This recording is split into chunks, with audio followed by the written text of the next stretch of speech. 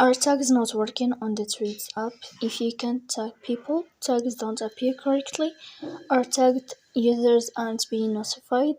It can affect your ability to share and interact with content. So in this video, I will show you how to fix our tags on Threads app. The first thing you have to do is to go to Threads. Then here on this page,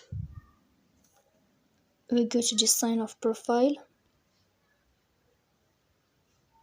You will move to above.